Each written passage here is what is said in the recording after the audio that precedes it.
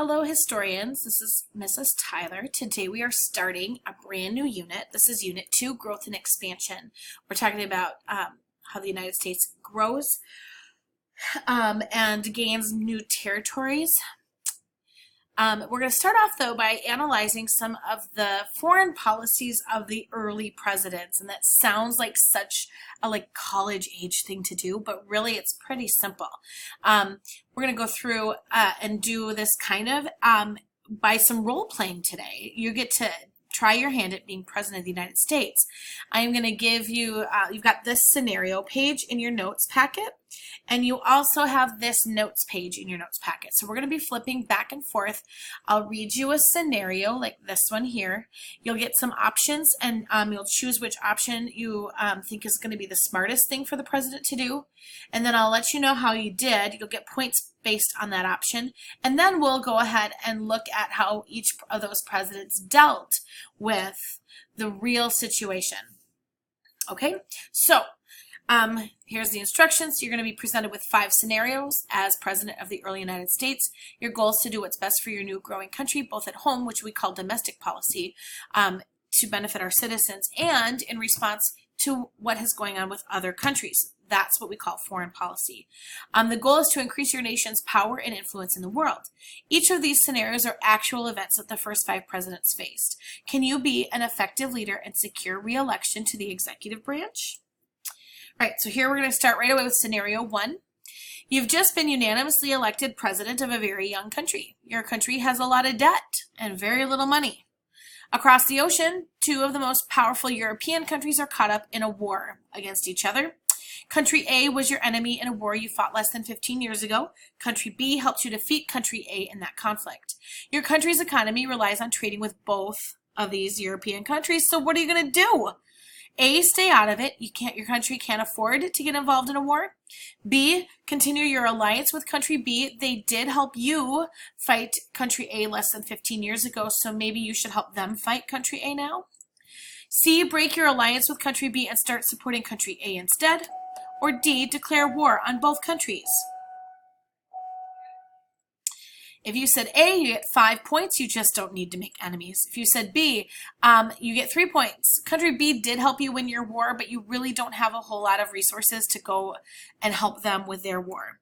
If you said C, that's probably not going to be a wise choice. You already, you're putting your friendship with Country B at risk. And D is 0 points. You just don't have an army really set up, and you can't afford that many enemies, and trying to go to war with 2 countries is a bad idea. So, looking at that, let's talk about foreign policy. When George Washington took office in 1789, our country had no active army. We had very little money, and we were surrounded by unfriendly countries. Britain controlled all of what we now know as Canada, and the land south and west of us, past the Appalachian Mountains, was all controlled by Spain at the time. Across the ocean, France and Britain were fighting. They're fighting each other for more power. President Washington knew the United States was not prepared to get involved with other countries' issues. So, every single president, all 45 plus presidents, okay, have had to make decisions that impact our country's foreign policy. Under the first 5 leaders of our country, the United States did grow and become more powerful through foreign policy.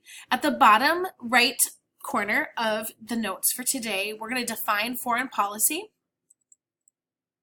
Foreign policy is the government's strategy to deal with other countries. President Washington said it's our true policy to steer clear of having permanent alliances with any portion of the foreign world. They're crazy if they think we're ready to take on the world. All right, so let's look at George Washington. During his presidency, Britain and France were at war with each other. The U.S. economy needed to trade with both European countries. Washington knew that our nation did not have the military power or the money to fund getting involved in anybody else's war. He announced a policy of neutrality, stating the United States wouldn't help either side.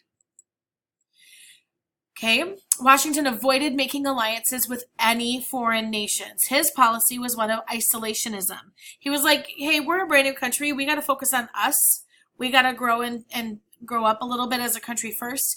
And he avoided political and military agreements with other countries. We're defining isolationism as avoiding political and military agreements with other countries And neutrality is not choosing sides in a dispute between other countries. In our notes, George Washington was president from 1789 to 1797. He chose to serve 2 terms, and in 1797, when his second term was up, he decided, it's been a long run. I've been doing so many things. It's time for me to retire. So when he was president, though, his dilemma that he faced in foreign policy issues was that France and Britain were at war, and our country relied on trading with both of those countries. So his solution was to say, you know what, we're going to stay neutral. We're not getting involved. We're not taking sides. We're going to mind our own business and take a policy of isolationism. We're staying out of this. We just don't have the money or the resources to deal with this. So on this bottom spectrum, you see this guy's kind of huddled close together. He's going to be an isolationist. And this guy over here is like, hey, everybody, what you fighting about? What's going on? So we're going to put Washington way over here. So on your notes packet at the bottom on that same line, would you mark down Washington? He's an isolationist. He wants to stay out of other people's stuff. So flip back up to scenario 2. Countries A and B, if you haven't figured out by now, country A is Britain, country B is France. Your country has been trading goods with both of those countries. France is upset because they bailed you out 20 years ago when you were fighting for independence from England, and they demand that you stop trading with country A or Britain, England. Since you don't want to stop making money from trading with England, you ignore France. Country B or France starts harassing your merchant ships that are headed to trade with England. So what are you going to do about it? A, don't do anything and hope country B will leave you alone. B, cave to the demands of country B, stop trading with Britain. C, make a peace treaty with England and secretly with France, but risk making your own citizens angry. Or D, start building up a navy so your ships have some protection. Okay. If you say A, that's 2 points. Peace is important, but this kind of looks wimpy. B is 1 point. Country A will totally retaliate if you pick a side and support country B.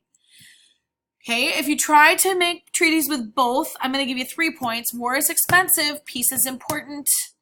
At some point, though, you can't avoid the fact that they're going to find out that you've kind of double-crossed them, and your citizens are going to be upset with you, too. If you said D, this is the smartest option because it doesn't matter what era we are in. There's going to be other countries that are not going to be happy with us, and we need to make sure that we can protect ourselves and our country's interests. So building up a navy is going to be a really good choice, and that's exactly what this guy did. He's the second president. This is John Adams. During his presidency, Britain would not remove their troops from forts out in the frontier in the Ohio River Valley. The United States won that when we won the American Revolution, and yet Britain hadn't taken their soldiers out of those military forts in the frontier yet. France was kind of poking the United States a little bit, trying to get us aggravated with England about this. And so they hoped that this would lead to war between us and Britain. They were like, what are you going to do about it? They haven't taken all their troops home. They're really technically invading your land. What are you going to do about it? Because they really wanted help fighting England. When the U.S., instead of fighting, makes a treaty with Britain to deal with the situation in the Ohio River Valley, France gets irritated with us, and they send their navy to begin seizing American ships. Now, if you're a merchant, an American ship or shipping business, or you sell goods to other countries and you rely on trading, this bothers you big time. You do not want France doing this. This is really a bully move on France's part. So John Adams and Congress began to spend money to build up the United States military, including adding our Navy and building Navy ships to protect our shipping. Okay, we actually call Adams, his nickname, one of his nicknames is the father of the U.S. Navy. But this lost Adams' popularity with American merchants who had lost ships and money to the French when they were attacking. So this actually cost him votes when it came time for re-election. So he's president from 1797 to 1801. He only serves 1 term because voters were a little bit irritated with him and the way that he dealt with France. His dilemma was that British troops were in the Ohio River Valley and the French Navy was attacking U.S. ships. He tries to make treaties with both France and Britain to try to keep peace. This irritates each other and it irritates American voters. But his lasting legacy is that he built up the U.S. Navy to boost our military. We're going to put him a little bit further to the right of George Washington because he is a little more involved, but he's still trying to play the not choosing sides. I'm going to make peace treaties with everybody to try to keep the peace. All right. Scenario 3.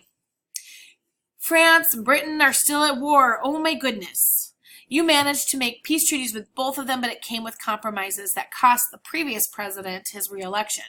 France needs more money. Fighting war against country A is getting really, really expensive. And now they've recently gained a whole bunch of land west of the Appalachian Mountains from Spain, and they're hoping to sell it to you so that they can use that money and pay for more of their war against England.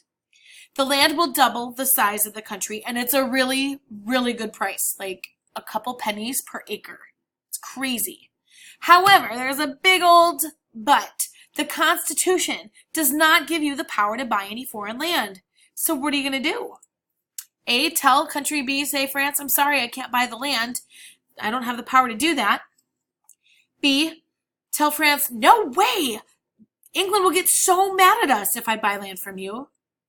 C, go to Congress and say, pretty please, will you please pass a law, the legislative branch, to allow me, the executive branch, to buy this land since the Constitution doesn't say I have the power to do this? Or D, what Constitution? This deal is way too good to refuse. If you said A, you get 2 points. The Constitution is the highest law of the land, so thanks for being respectful of that. But at the same time, you're not even going to try? I mean, this is a really good deal, and you can double the size of the country. And it's a low price. B gets 1 point. I don't know why you would try to keep England from being angry with you. They're already angry with you. C is 5 points. Working within the Constitution is always going to be the best approach. But I'm still going to give 4 points. If you chose to go outside of the Constitution and try to make this deal anyway, the Constitution does give the president the power to make treaties with other countries. So you could kind of wrap this up as a treaty between you and France and exchanging some money for some land to grow the country. It might get challenged by the Supreme Court, but at least you're trying to still work within the Constitution that way.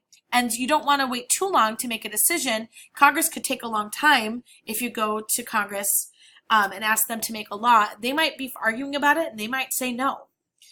So those are the choices. Thomas Jefferson came across that situation and a whole lot more. During his presidency, France and Britain were at war. The British Navy was kidnapping U.S. sailors and forcing them to serve in the British Navy.